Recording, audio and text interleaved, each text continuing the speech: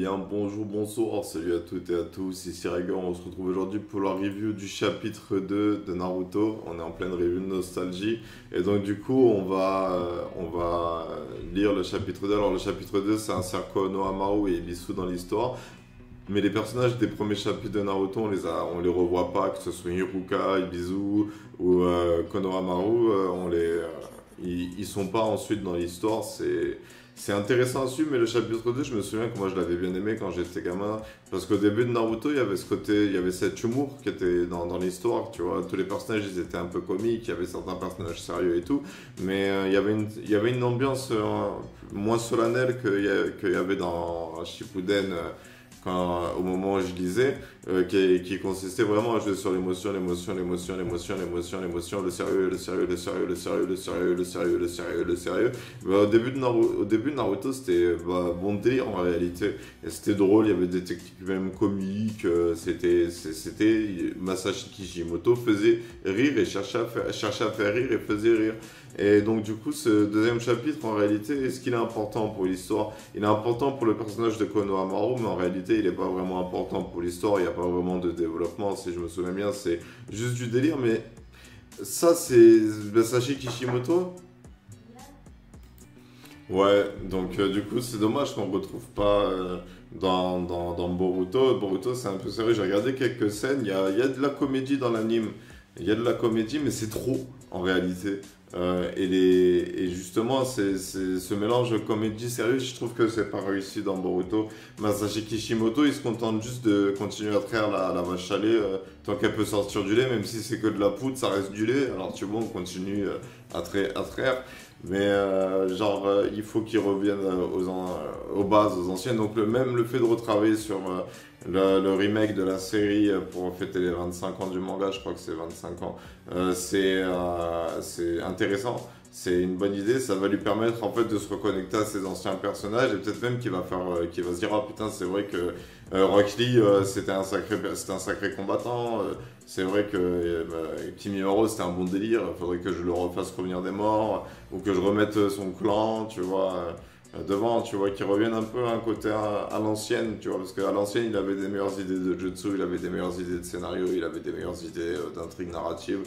Quand il a commencé à mettre Akatsuki, ça, même si le début de Shippuden était bien, quand il a fait Akatsuki, c'est juste de la baston, il n'y avait plus de ce côté politique et ce côté recherche de jutsu, ça a trop tourné autour du power level, hein, ça a fini par devenir ça Naruto. Si Naruto au début c'est de la stratégie,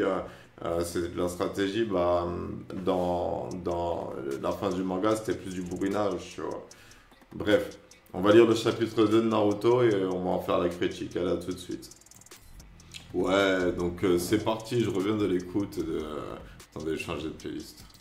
Ouais, donc je reviens de la lecture du chapitre 2. Alors en fait, si le chapitre 2, il n'est pas inutile, hein, c'est pas un chapitre hors série. En fait, il est intéressant. Déjà, en fait, il montre comment les débuts de Naruto dans l'administration du monde des ninjas. Alors ce côté administratif, il est beaucoup mis en avant dans Naruto. Il y a vraiment ce côté, parce que Naruto, c'est quand même une allégorie de la gestion d'un état. Les Hokage, c'est des présidents, c'est le président des ninjas.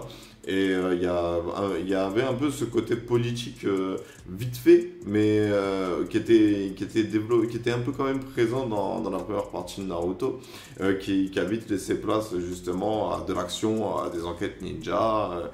Enfin bref, j'ai pas l'œuvre en tête comme il se faut parce que je me suis arrêté à Pain et j'avoue que ça remonte à loin et que j'ai pas spécialement tous les souvenirs. Déjà, je me souvenais pas de cette petite scène où Naruto justement il prend la pause pour faire la photo, tu vois. Et le donner sur son certificat ninja.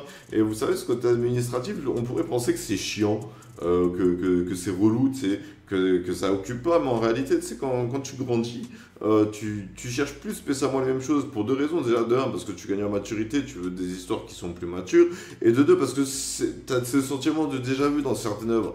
Quand moi je vois certaines constructions de manga, je veux dire c'est du déjà vu, ça me rappelle Blazer Drive, ça me rappelle Naruto, ça me rappelle One Piece, ça me rappelle Fairy Tail, ça me rappelle Bleach, ça me rappelle Dragon Ball Z. Je veux dire, tous les shonen qui veulent faire du combat, il faut vraiment qu'il y ait un changement de style. Et Naruto, il a quand même trouvé un truc en plus dans le shonen, c'est mélanger le côté school life au côté action.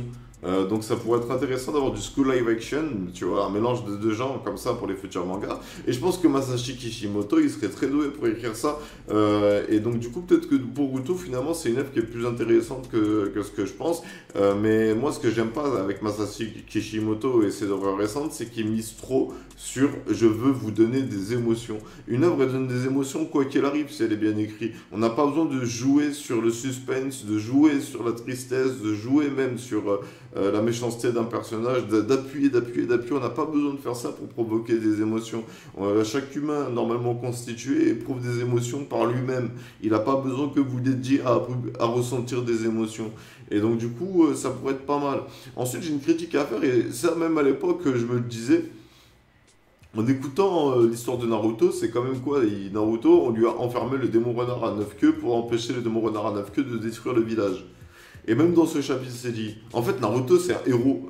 Sans lui, le village, il aurait été rasé. Donc, la haine que les citoyens éprouvent envers Naruto, elle n'est pas logique. Et j'ai pas envie qu'on m'explique avec des arguments du scénario pourquoi est-ce qu'ils éprouvent de la haine en réalité, hein, même si en gros c'est parce qu'ils font l'association, ils considèrent Naruto non pas comme le sauveur du démon renard, mais comme le démon renard. Ils considèrent que c'est lui le démon renard, donc ils le détestent. Mais en réalité, je pense que Masashi Kishimoto, c'est passé crème.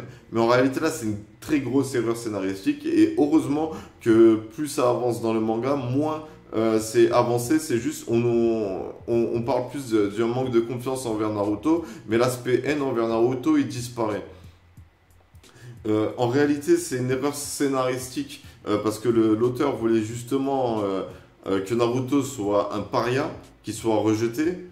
Mais en réalité, dans le lore du manga, et même quand on verra le flashback sur comment est-ce que Minato il a enfermé Kyuubi dans Naruto, tous les soldats du village, tous les ninjas qui ont combattu Kyuubi, ils devraient savoir que Naruto c'est un héros. Et donc en réalité, Naruto, il aurait dû être chouchouté par le monde des ninjas. Il aurait jamais dû avoir une enfance dure et solitaire. Il aurait même dû être adopté. En réalité, ouais. Tu vois, ce qui est bête, c'est que l'œuvre, c'est un peu une allégorie du système et de la société actuelle, Naruto. En réalité, dans le début de l'œuvre, hein. Surtout de la quête de la réussite sociale. La guerre des diplômes, quoi. C'est une allégorie, tu vois.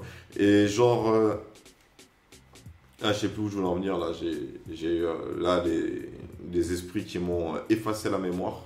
Bref, ensuite, il y a quoi? Ouais, ce côté tranche de vie, ouais. Donc, ouais, c'est une allégorie du système Naruto. Et c'est justement ça que j'ai dit qui m'a empêché de...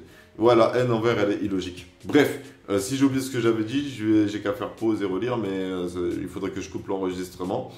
Tout ça pour dire que ce chapitre 2, il était sympa. Il était court, et franchement, Masashi Kishimoto, il n'a pas ce problème que j'ai pu repérer, par exemple, dans comment ça s'appelle, par exemple, Chainsaw Man, où j'avais l'impression que le scénario, il était rush. Masashi Kishimoto, en très peu de pages, il arrive à bien développer son scénario, à bien faire comprendre des choses. Et ouais, en réalité, ce chapitre, oui, il est important dans l'histoire, déjà de 1, parce qu'il parle de comment Naruto s'intègre dans le monde des ninjas au début, et ce côté administratif qui a fini par disparaître, mais qui devrait être de retour, et qui serait intéressant de faire une série, justement, qui se déroule en parallèle de Naruto dans la temporalité, qui raconte justement la vie des potes à Naruto pendant les 2 ans d'entraînement et tout. Mais il y a eu plein d'hors-séries, alors du coup je pense que ça sert à rien. Masashi Kishimoto, comment est-ce qu'il pourrait développer son univers, c'est le seul à savoir, on verra bien ce qu'il nous réserve. Et donc il faut continuer à suivre Boruto. Et donc il y a aussi cet aspect de Hokage qui est mis en avant dans ce chapitre. Le titre ça aurait très bien pu être Devenir Hokage. Genre Naruto, quand même, il explique que à travers le parcours pour devenir Hokage, en expliquant à Konohamaru que la route elle est longue, difficile, et qu'il n'y a pas de raccourci, c'est aussi un parallèle à la vie. Pour atteindre ses rêves, pour atteindre ses objectifs, c'est pas un doux fleuve tranquille et paisible, c'est des eaux tumultueuses et chaotiques sur lesquelles il faut savoir se tenir pour atteindre ses rêves et concrétiser ses objectifs. Et c'est un beau message, en réalité, de la part de Masashi Kishimoto, justement mais en même temps, on voit que c'est pas ce qui est recherché dans la transmission. Il nous le transmet. Mais ce qui est mis en avant dans ce chapitre-là, c'est plus ce côté humour. Regarde, Naruto, il est fun, il apprend une technique sortie d'un enfant. T'as vu comme on rigole au début de l'aventure, là on est tranquille, on est détente, c'est la bonne ambiance à Konoha. Bref, et genre,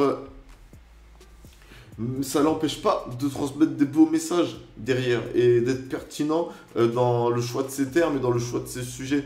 Et donc du coup, ouais, ça me donne envie. Et franchement, je vais pas vous mentir, ces reviews de nostalgie, je kiffe. Putain, je kiffe. Naruto, c'est un bon manga, putain.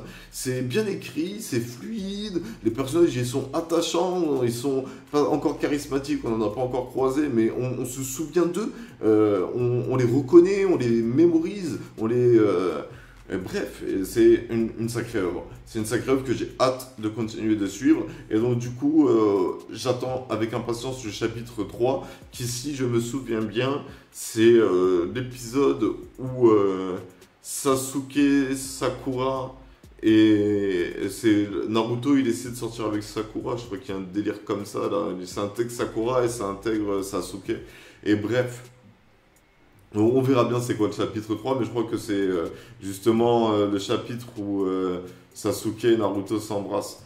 Bref, sur ce, c'était Riger. Je vous remercie d'avoir suivi cette vidéo. Je vous rappelle qu'en ce moment sur ma chaîne, il y a un jeu concours. Vous pouvez gagner jusqu'à 50 € de cadeaux à la FNAC. Pour ce faire, vous devez réunir un maximum de mots-clés avant le 6 septembre. Lorsqu'on arrivera au 6 septembre, il faudra m'envoyer par message privé sur Discord. Alors venez sur Discord, rejoignez-moi sur Discord. Il faudra m'envoyer par message privé les mots-clés que vous avez récoltés. Et ceux qu'on auront récolté le plus se verront attribuer respectivement pour le premier 50 € de cadeaux à la FNAC, pour le deuxième 35 € de cadeaux à la FNAC et pour le troisième 15 € de cadeaux à la FNAC. On se contactera comme j'ai fait pour Furio, on choisira ce que vous voulez et on mettra votre adresse et vos coordonnées pour que ce soit vous qui receviez le colis. Bref, pour cette vidéo, le mot-clé c'est... Alors voyons voir. Le mot-clé c'est... sincérité. Je répète, le mot-clé de cette vidéo c'est sincérité.